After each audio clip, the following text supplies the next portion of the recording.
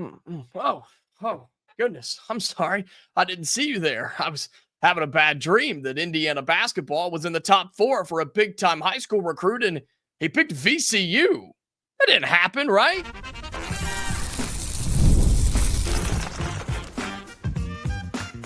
You are Locked On Hoosiers, your daily podcast on the Indiana Hoosiers.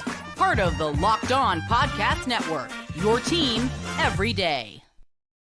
Welcome, and it is the Locked On Hoosiers podcast. I'm your man, Jacob Goins. I appreciate you being here, making this your first listen or your first watch every single day. We are a part of the Locked On Podcast Network, which is your team every day. Today's episode is brought to you by Monarch Money. Take control of your finances with Monarch Money. Use code LOCKEDONCollege at monarchmoney.com for 50% off your first year. Well, thank you so much for being here. Lots to get to on the show today. More changes are coming to college basketball. We'll tell you why, tell you how it could be good, could be bad, or why it's just another money grab. Plus, what's next for Darian DeVries and Indiana, because I think my bad dream came true. Indiana was in on the four-star Sammy Jackson. He was picking between Indiana, Texas, VCU, and St. Joe's. I thought it was down to Indiana and Texas, as did everybody else across the country, and he decided to surprise everybody and pick the Rams of VCU. And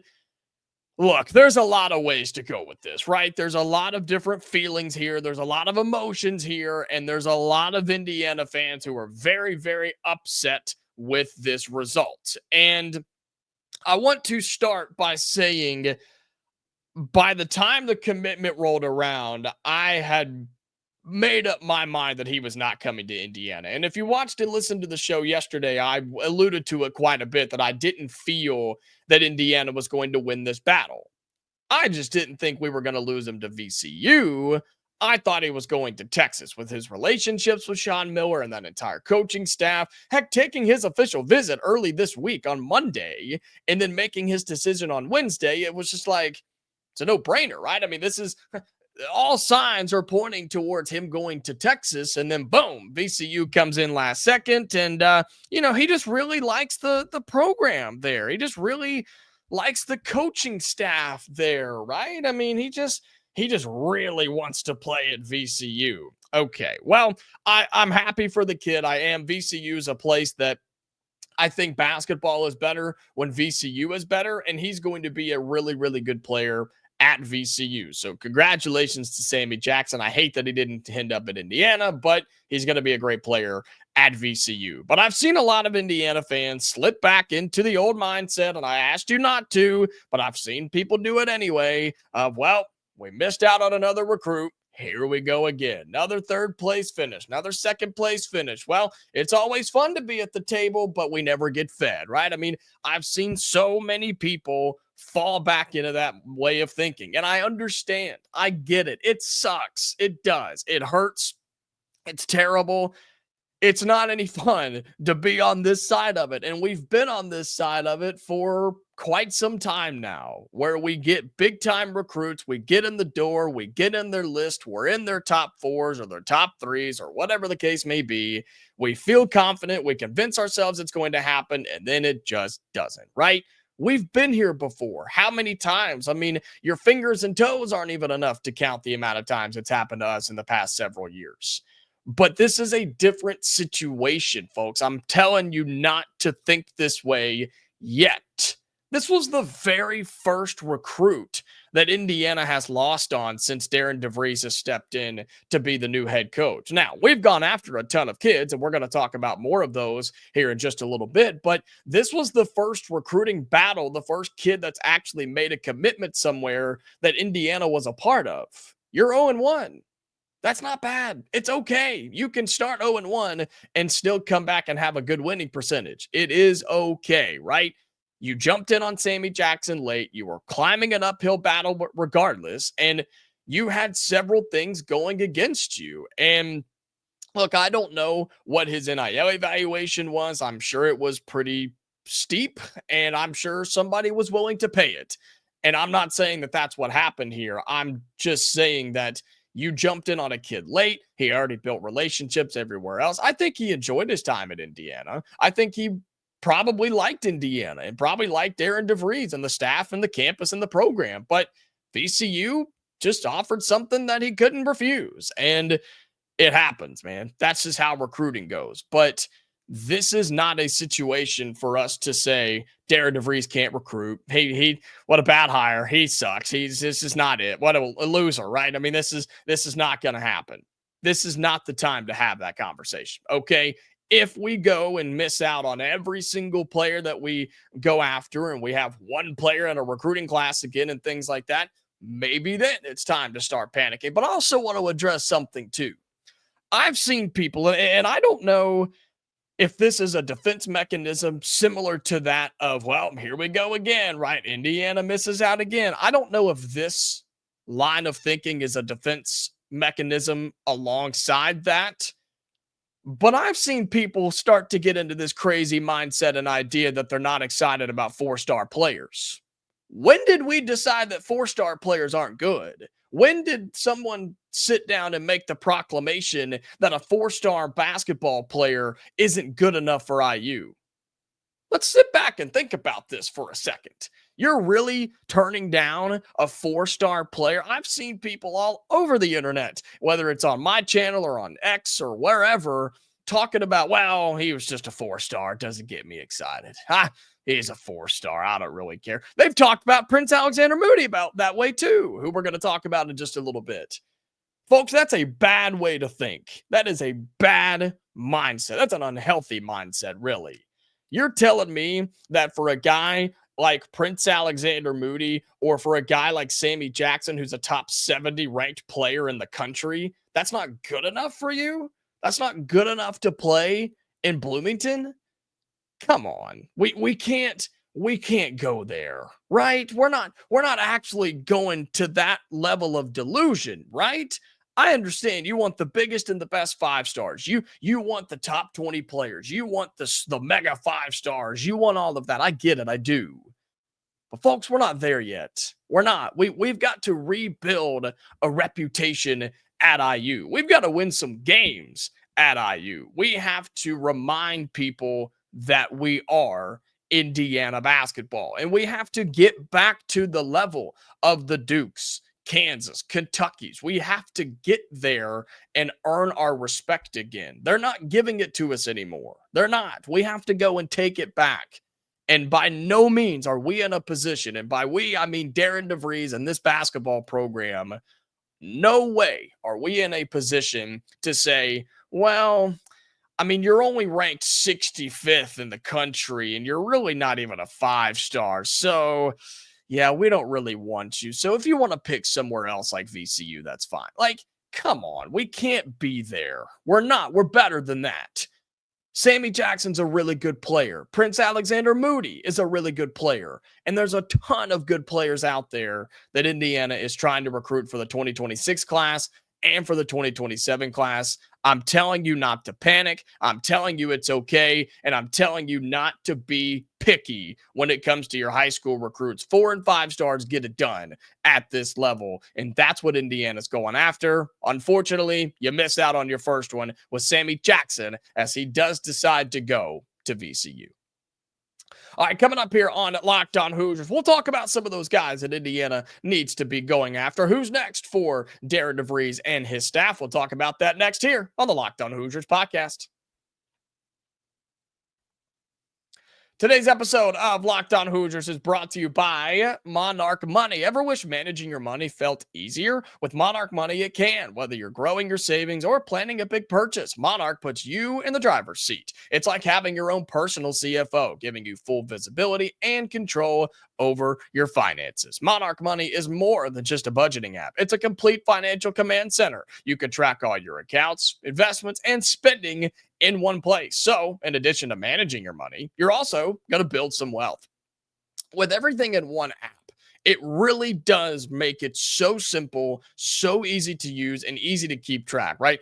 I've told you several times, I had multiple apps and multiple places that I had accounts or trying to keep up with it and tracking. And I gave Monarch Money a try when they came on with us, and I won't go back to anything else. It's all in one place. Everything's in a list. You can click on whatever you want to see, and it really does simplify everything in terms of your finances. And so take control of your finances just like I did with Monarch Money. Use the code Locked On College at monarchmoney.com for 50% off your first year. That's monarchmoney.com, code Locked On College for half off your first year.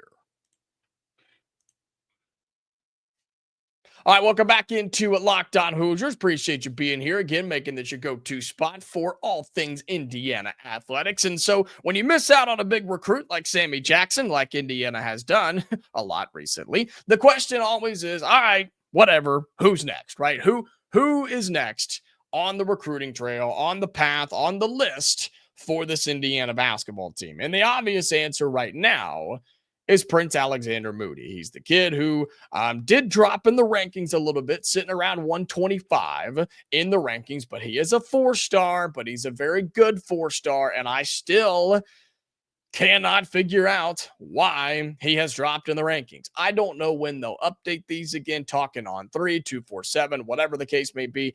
I don't know when they'll update these again. They do it a couple of times a year, but he's better than 120 something in the country. Let me just tell you right now. I mean, Prince Alexander Moody is that dude, okay? He is the 6'4" combo guard. He's 180 pounds. He'll end up being 200 and something by the time he gets to the college game or when he gets here or anywhere and starts to put on a little bit of muscle, but he's got the size and the build to be a power 4 guard. And he actually had a Q&A with 247 Sports talking about his time at Indiana. And he highlighted the fact that they want him to be a point guard and that he wants to be a point guard. And he's only started playing a couple of years ago as a point guard, but he loves it. He loves having the ball in his hands. He loves being the facilitator. And when you watch him play, it's absolutely true. He does it all. I love his build. I love his decision making. His shooting is really, really nice. He's got a nice stroke from the outside. He can also get to the rack and finish really, really well. He said he needs to do that even better, which fine by me. And he also passes the ball really well. He defends really well too. I think he could get better there, but overall, Prince Alexander Moody's that dude. And I'm telling you right now, do not get hung up on recruiting numbers and rankings and stars and stuff. This dude's the real deal. He will play and be a legit dude at a Power 4 school. He looks like an NBA type of guard. He's just built that way, and he plays that way. Gets to the rack, and he shoots it from the outside. That's what you want. He's a high flyer, athletic dude. And I think that's where Indiana has to turn their focus now. He's been on campus this week. He has his official visit, or has taken his official visit, and all signs point to it went really, really well. I think his family was really excited about it. I think a lot of strings have been pulled here by Indiana to fully roll out the red carpet here and make sure that Prince Alexander Moody is impressed. And you are battling with some other schools, the in-state school, Maryland, right? He's from District Heights, Maryland. So you are kind of with them. I know Illinois got an offer out there too. I don't believe, and if I've missed it, I apologize, but I have not seen him put out like a top 10 or a top 5 or anything like that. I don't think he's quite at that moment yet. But Indiana's going to be there. And look, I tell you how I feel. I tell it like it is. I try to give you my honest opinion on recruiting and things like that. With Sammy Jackson, I did feel that Indiana had a chance, but it slipped away down the stretch. With Prince Alexander Moody, I think Indiana's the team to beat right now. I think you are the team to beat for Prince Alexander Moody, who again is a 4-star. He's a big guard, can play the 1 or the 2. So while Indiana is recruiting him to be a point guard, you can also use him as a shooting guard if you need to in certain situations, different rotations, injuries, or things like that. You never know what's going to happen, right? You can use him in both spots, but you're recruiting him to play the 1. And I think that's where he is his best. I think that's where his strength is. And I think that's what he can do at multiple levels, college, professional, and beyond. And so Prince Alexander Moody is definitely the focus for you right now. Also, an update. I don't know if you saw this, but wanted to update you guys on this as well. Paul Mbia, remember us talking about him? That's the big guy, the big center from NC State, who was committed and signed and actually decommitted and got his NLI removed and kind of opened up his recruitment again. That's the guy that was going to be eligible this year, right, for any team in 2025. I told you that Indiana reached out to him. Indiana was trying to get involved there. But we also did an episode and told you that he may have been a little bit too expensive for what IU was trying to spend for this year's team. Well, he wasn't too expensive for Kansas because he is now a Jayhawk, okay? Bill Self and the Jayhawks went and picked him up, so he's going to be a part of that team this year. I think Paul Mbia is a really, really good player, and I think Kansas is a perfect spot for him. I mean, they've had how many big men in the last handful of years, and so many of them have gone to the NBA. So just an update on that. Paul Mbia is off the table for Indiana, but we kind of told you that was the case anyway, but he is going to Kansas. But no, I think your full attention now is on Prince Alexander Moody, and I think you have to continue to focus on guys in the class of 2026. Remember, we've told you about so many guys who have been talking with Indiana and visiting with Indiana. I mean, you're talking about even in the top 25, right? The Taylor Kinneys of the world. I believe I saw he's taking a visit to Kentucky here soon. The Jordan Smith, Anthony Thompsons, those types of players. You've got to now put the pedal to the metal full throttle and see what you can come up with, because you got to land some commits. You've got to land some dudes who believe in the future of this program, and you're selling them a vision right now. You've got to get some dudes who is going to take a chance on you, because that's what it is. They're taking a chance. They're taking a risk until they see it on the floor for this Indiana team. It's hard for them to take that leap. And I understand. And that's why the beginning of the season is so important for Indiana. I'm talking November, December. I mean, you could win some recruits over just by winning some big time games. You go on the road and beat Kentucky and Rupp, you're probably going to get a commit out of that. I mean, those are the types of wins that you have to have if you want to land some big time recruits. I guess I shouldn't say have to have. That's not fair. But you win a game like that, or you beat Marquette, or you beat Louisville, or you beat a team that you're going to add on this schedule, you have a chance to really make some waves in recruiting with some of these guys. But they've got to see a little bit first. And that's what Indiana's going up against too. I mean, you're literally recruiting against yourself right now, because the narrative has been they don't win, they don't develop, they don't do much. Indiana has been stagnant for years.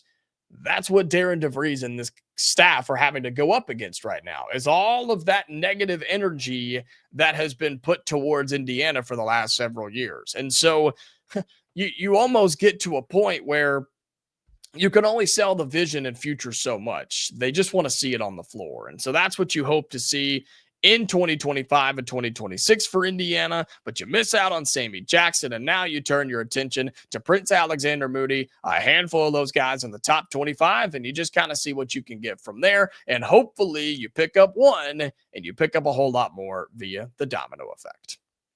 All right, coming up in our final segment on Locked On Hoosiers, we're sticking with basketball because more changes are coming to the game that we love, and I don't know if it's good or bad. We'll talk about it right after this here on Locked On Hoosiers.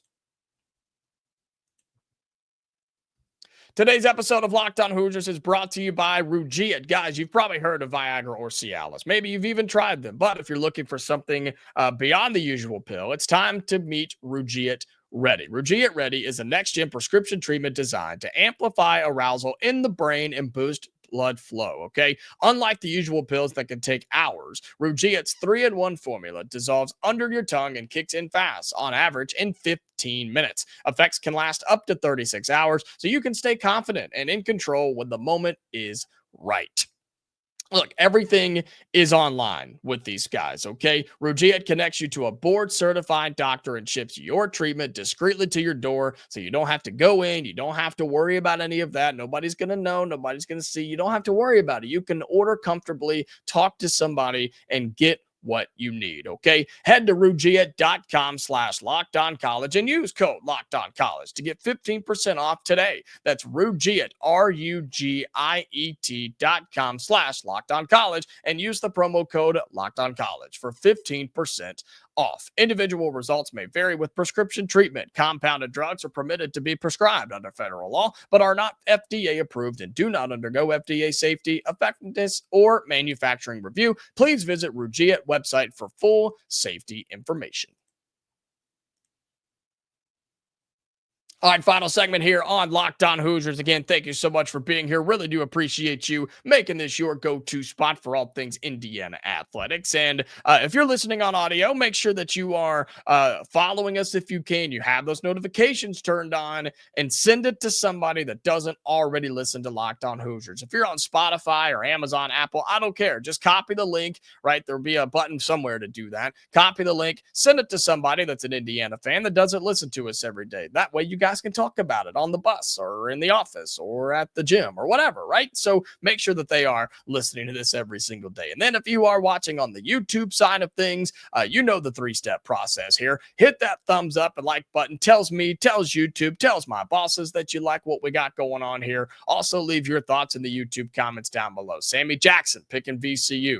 Prince Alexander Moody being on his visit this week, or the changes coming to college basketball that we're about to talk about. And then if you have not already, please subscribe to our YouTube channel. We're growing like crazy over here. I want you to be a part of that, folks. We're pushing for 5,900 subscribers on the channel, and I want you to be a part of that. So do all of that for me. Helps me out a ton. So thank you very, very much.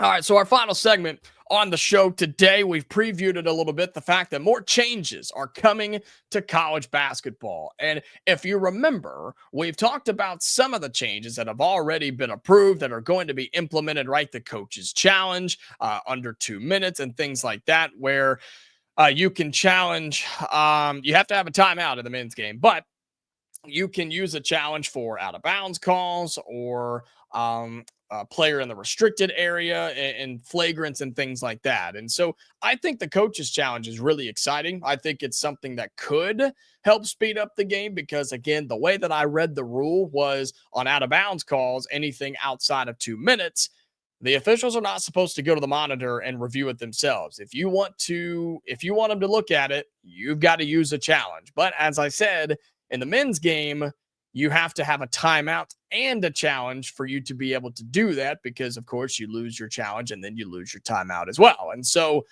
that's one major rule change that is coming this year that I think is exciting and could speed up the game, but just something that I think college basketball has been missing for quite some time. And this is not a rule change. This is a schedule change that we're talking about today because it was approved that the NCAA in your college basketball season will now be increased this upcoming, or I guess it'll actually start in 27, I think 26, 27. So not this upcoming year, but next basketball season, more games are going to be added to the schedule. And by more games, I mean one.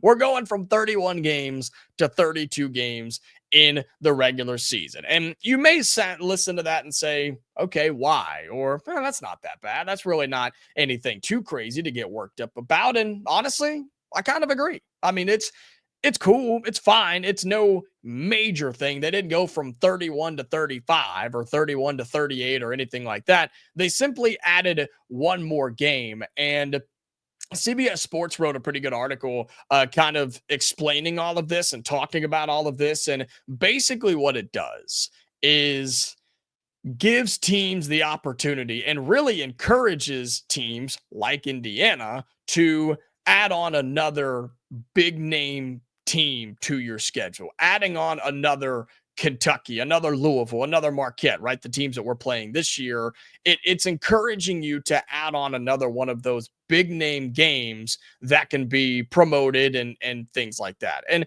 I like that idea. I do. I've been in favor of playing more of those types of games for a long, long time. Heck, I'm on that boat with college football as well. And if you want more on that, be sure to tune into the Big Ten Squad today because we talk a lot about that on the show. We also do Illinois' win total today. Very exciting stuff. But with this extra game, right, CBS Sports, this article says that it will, the 32 game limit will include all games, meaning contests against non-division one opponents also count towards the total. It says this change will allow big in-season tournaments, which I absolutely love. The NIL tournaments, right? We've seen the one out in Vegas. I think more are probably on the way.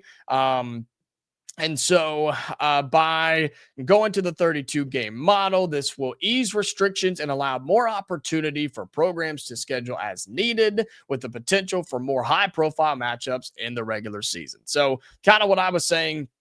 I also, it does say this. This is fascinating here. It says that it should also enable more teams to bring back non-conference opportunities in January or February. It references Duke, who played Illinois last year.